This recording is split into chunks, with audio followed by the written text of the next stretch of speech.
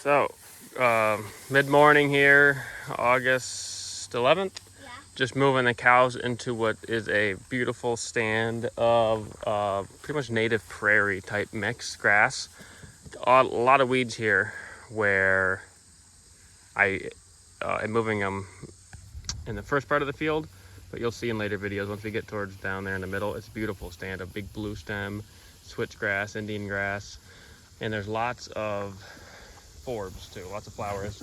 More so on the outer outskirts of the field, up this way and along the back, mostly flowers. There are some grasses, native grasses in there. So this field has never seen livestock. I'm gonna try and graze it pretty hard because I'd like to introduce maybe, I know the seeds are already in the seed bank, so I'd like to get some more flowers out in the grasses and maybe some more grasses up in the flowers just to have a better diversity. But you can barely see the cows in here. Bully's doing really good. He's looking, I'm very pleased with how he's looking and how he's acting. This girl was in heat the other day. And when I saw her in the morning, she wasn't quite standing, but he was trying to get after her. So I'm assuming that he got her. Later in the day, she was kind of just off by herself. So I think maybe she had a lot of action or something earlier in the day. So hopefully he got her. I haven't seen anyone else in heat. So these cows, I don't know if they're quite sure what to do with all this. There's a lot of weeds, like I said, here in the right where they are, but as we get farther, there's a lot of grass. So look at this girl, that's a stand of switchgrass right there. They're just hammering those leaves. So I got my water tank that I'm hauling water to.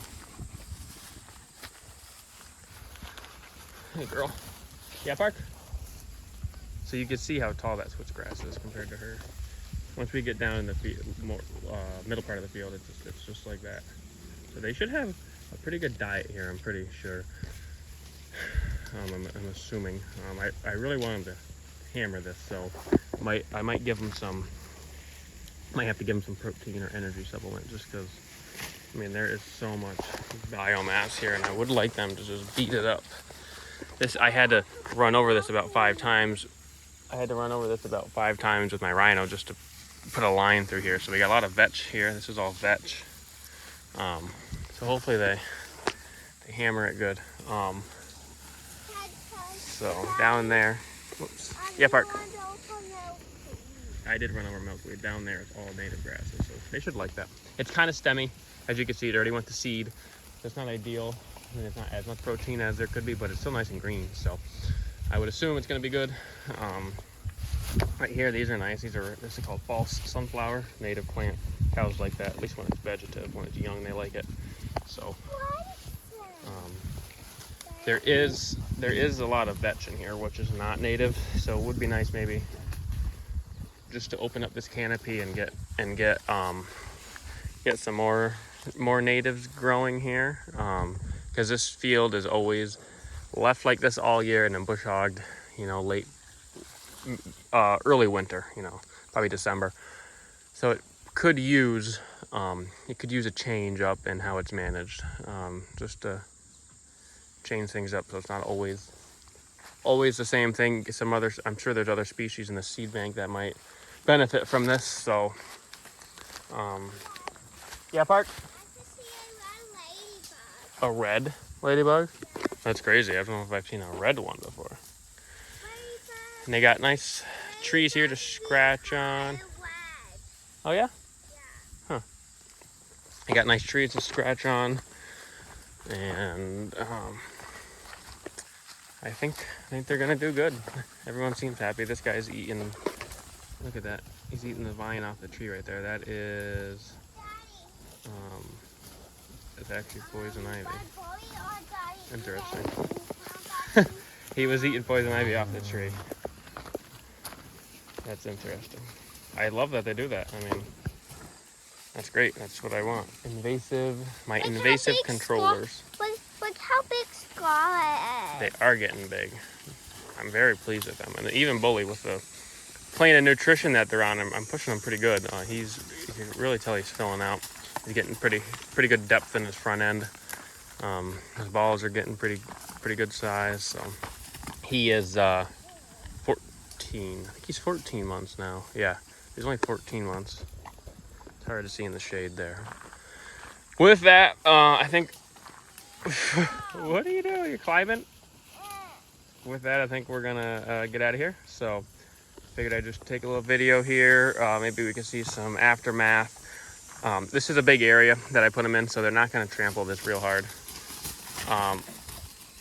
I will do it long and narrow paddocks later, and that'll get a good trample on it. So I think Parky fell off the tree here and she's hurt, so better attend to her. So we'll see you later. Say see you later. All right, good afternoon. It's the afternoon of the following day that I moved them in here. So they've been in here for a day and a half about. Just moving them into their nightly paddock, getting into some better grasses now. Everyone seems to be doing good. I haven't heard any bellering. Heard a little bellering this morning, but everyone looks pretty good. All up here right where I am, it's mostly weeds, but we got some nice switchgrass here. There's a ton of fall sunflower down there, some wild rye here. And the cows are they're getting after it. This one here, she's a little weed eater. She is always eating weeds. I don't know if that's because the big ones won't let her eat the good stuff, so she has to eat weeds. But you move her, or you move the cows into a paddock, and she's eating the weeds. So they look funny down there. Can't even see them. But I gave them from here, maybe to where that bunk is this morning. So they had this for the day, and you can see how they're trampling it nice. They got a really good trample on it. The only thing they don't eat, they don't touch that ironweed. They stay away from the thistles. But even the milkweed, they strip the leaves off that. They eat it. They say it's toxic for the cows, but I haven't had any issues with them. And I've had them in some pretty heavy milkweed. And it's pretty heavy up here where they were. It was pretty heavy. It gets better to almost none as we go west. But I've never had an issue with them. So yeah, they're just getting after it. I can't even walk here. It's so thick, and you got vines, and it's quite the place. It is like a jungle.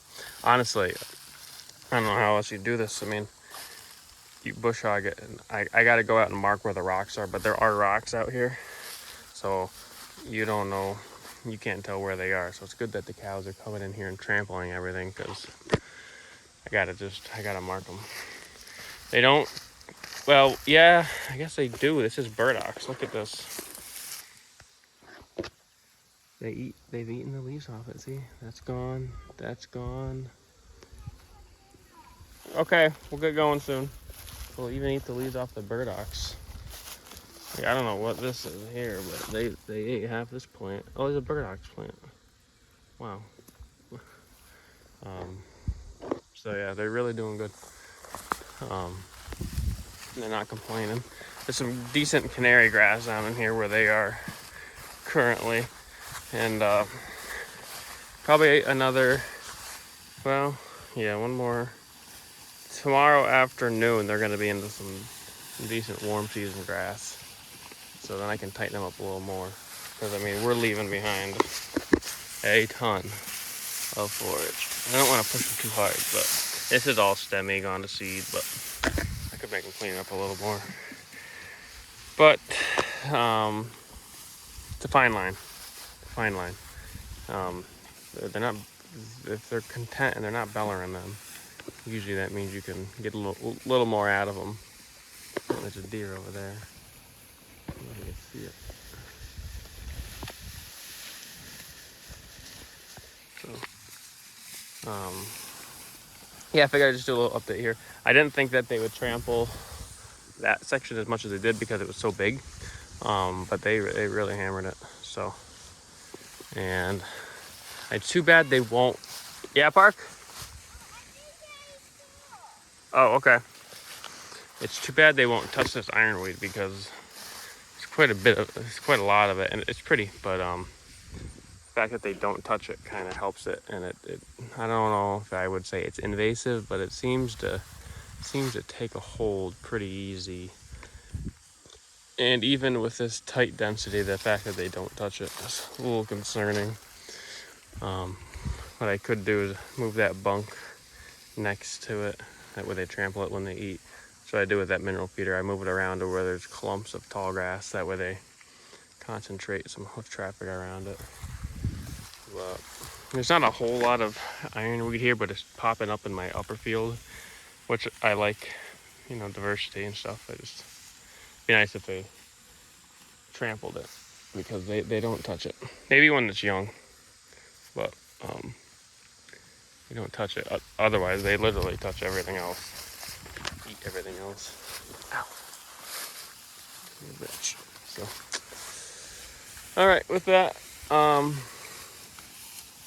think I'll get out of here. So, thanks for watching.